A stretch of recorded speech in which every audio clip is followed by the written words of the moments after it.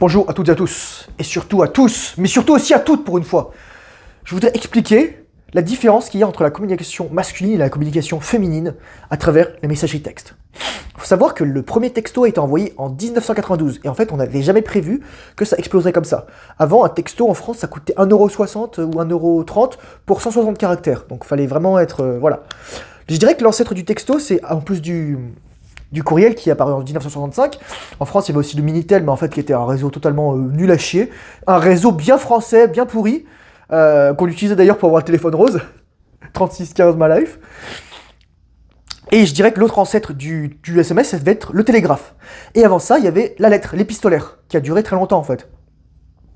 Il faut savoir que l'épistolaire, en fait, c'était le moyen de communication longue distance préféré, en fait.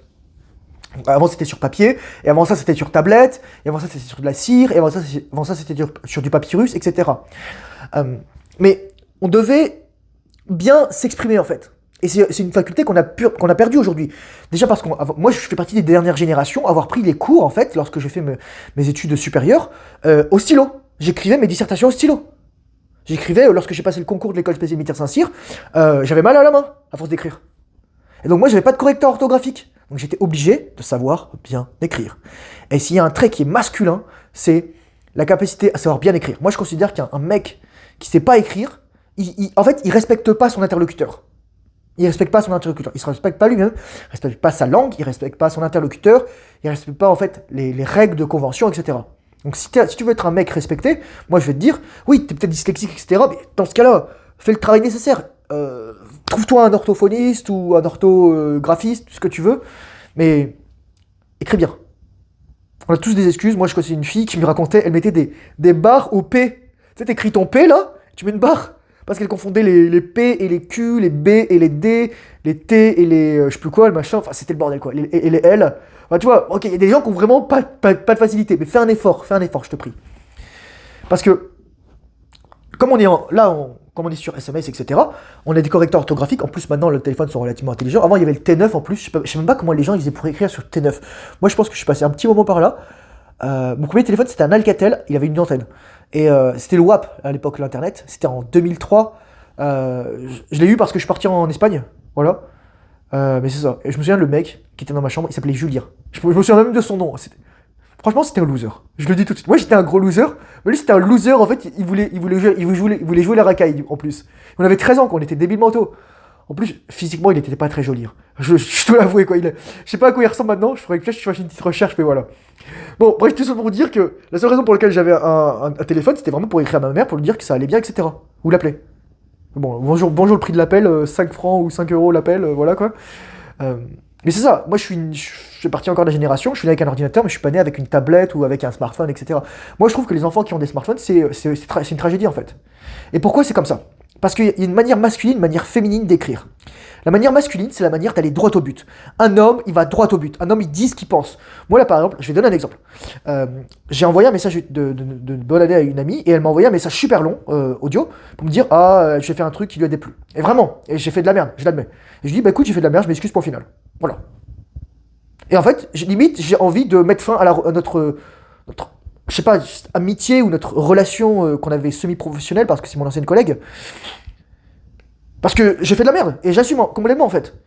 Et je me dis qu'en fait, est-ce que finalement on a une relation saine jusqu'à présent? Est-ce qu'on a une relation sur des bonnes bases? Est-ce qu'on partage des choses positives? Ou alors est-ce que c'est juste une relation de convenance? Tu vois? Donc, c'est juste que... Pour moi, le texto, c'est quelque chose de fondamentalement pas pratique. Et je suis un homme. Je dis, ok, j'ai dit à un pote là, ok, on veut faire un truc, je lui dis, bah, on se voit quand? On se voit tel jour? Oh, t'es pas dispo? Alors on se voit tel jour. Et ensuite, on discutera des choses importantes. Voilà. Ça, c'est la forme masculine. C'est la forme de je règle des problèmes, je vois en personne, j'assume la situation. La forme féminine, c'est j'écris des fucking romans dans mes textos. Et j'étais comme ça avant. J'étais une tapette. J'étais une meuf. J'envoyais des trucs, des pavés, etc. Au pire, appelle. Mais passe pas 3 heures au téléphone. Ah oui, je m'appelle avec ma copine, on s'appelle, etc. Moi, je me souviens, il y avait un mec qui était cringe. C'était un de mes collègues, enfin, c'était bizarre comme histoire, mais bon, peu importe. En fait, je vais appeler la demoiselle, etc. Bon, étonnamment, il est plus avec cette meuf, etc. Parce que le mec, bon, voilà, je suis désolé, il était pas masculin. Mais je le voyais, en fait. C'est même quand mes potes, ils étaient dans l'armée, quand on était dans l'armée, etc., qu'ils avaient des copines, on avait 20, 21 ans, tout ça, qu'ils étaient en train de les appeler tout le temps, et qu'ils prenaient leur téléphone avec eux pour pouvoir les appeler alors qu'ils étaient sur le terrain. Je le dis, une femme, c'est une distraction. Et vous allez pas m'aimer pour ça, mais c'est vrai, une femme, c'est une source de distraction. La vraie, enfin, les femmes non conscientes, les vraies femmes conscientes, élevées, éveillées, elles vont vous accompagner dans vos buts et vos objectifs. Elles vont comprendre que vous devez faire des sacrifices. Elles vont comprendre qu'elles ne sont pas le centre de votre attention, qu'elles en font partie, qu'elles sont dans la constellation, le système de votre attention, mais votre attention, c'est pour être objectif, parce que s'il y a personne qui ramène le bortsch à la maison, bah, tout le monde meurt de faim. Voilà. C'est comme ça. Donc comment on fait pour écrire une femme? Bah, c'est simple. En fait, on va droit au but. On dit, la femme, elle veut parler, tu dis, ok, on se voit quand? Et si elle veut plus, là, si ça ghost, etc., parce que c'est un truc ultra féminin, en fait. Elle va retirer l'attention parce qu'elle a tellement d'attention. Une femme est tellement habituée à avoir de l'attention indirecte par messagerie, non méritée. Tinder, Hinge, WhatsApp, c'est bizarre parce que tu peux voir les confirmations de lecture aussi sur Android, etc. Mais Android, et je pose aussi iPhone, mais quand c'est différent, voilà. Les Tinder, donc j'ai dit ça, pardon, les Facebook, les Instagram, les TikTok, etc. Enfin, en gros, la messagerie. La messagerie instantanée, c'est quelque chose de nouveau et notre cerveau n'est pas prêt à ça en fait. On n'a pas été éduqué pour ça. Notre cerveau, on sait même pas comment il fonctionne et ça fait 2 millions d'années qu'il est dans notre tête. Et voire plus avec l'histoire phylogénétique. Mais les SMS, ça fait 30 ans et on sait pas comment s'en servir. Peut-être qu'il y a eu des études qui ont été faites, mais t'as pas reçu de mode d'emploi de quel est l'effet d'un SMS sur le texto d'une personne. Et pourquoi je disais que les femmes c'est des distractions? Parce que, je l'ai déjà dit dans des vidéos, mais toi tu vas écrire un message. Moi, mon téléphone, il n'y a aucune notification de message. Les seules notifications que j'ai, c'est les appels. Littéralement, quelqu'un peut me harceler par message, je verrai rien. Jusqu'à ce que j'ouvre l'application. Par contre, si j'ai un appel, je considère que c'est suffisamment important. J'ai 2 appels, c'est téléphone et WhatsApp. WhatsApp parce que ma famille est en France, donc j'aime bien de temps en temps discuter avec ma famille. Mais sinon, qu'est-ce que tu vas faire quand tu vas t'ennuyer? Tu vas regarder ton message, tu vas écrire un petit message, etc. Tu vas diluer ton attention à chaque fois. Moi, mon téléphone, aujourd'hui, je l'ai allumé. Je pensais l'avoir allumé quand je me suis levé. En fait, non, je l'ai juste allumé. Je m'en suis pas servi jusqu'à après avoir travaillé, là, vers 14h30, après avoir mangé. Et là, je me dis, ah bah tiens, je l'ai même pas encore allumé. Et quand je l'éteins, je le mets dans mon mode avion. Et je le mets en mode noir et blanc, etc. Enfin, voilà. Je fais tout ce qui est nécessaire. Je prends soin de mon attention. Et en fait, comprendre comment écrire aux femmes, c'est comprendre que notre attention a un prix et c'est comprendre notre valeur en tant qu'homme. C'est ça le plus important, en fait. Donc si toi t'es en train de dire la je vais avoir plein de messages, elle va m'aimer encore plus. Non. Non. Une femme en fait, tu vas gagner en valeur auprès d'elle lorsque tu vas mettre un prix sur ton attention et ta présence en fait. Lorsque ta présence sera plus évaluée en fait que ton absence. Et donc ça veut dire que lorsque t'es occupé en fait, c'est elle qui doit se faire du souci. Moi je dis toujours c'est un mec féminin qui pense à la femme lorsqu'elle n'est pas là. Le seul moment où tu penses à une femme, c'est lorsque soit tu lui écris pour préparer un truc, une soirée, aller la voir, etc. Et c'est pas évident ce que je vais dire, mais c'est vrai. C'est pas évident dans le sens, mais moi je le fais parfois, je me surprends, je me dis, dès que je pense à une femme, en fait, ça veut dire que je pense pas à mes buts.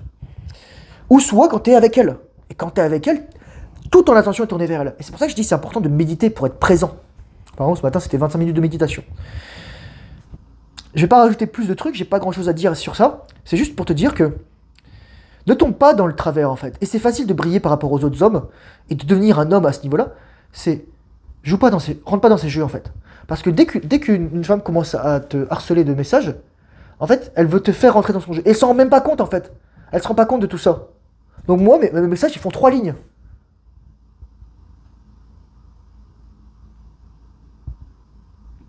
Évidemment, je vais juste terminer là-dessus.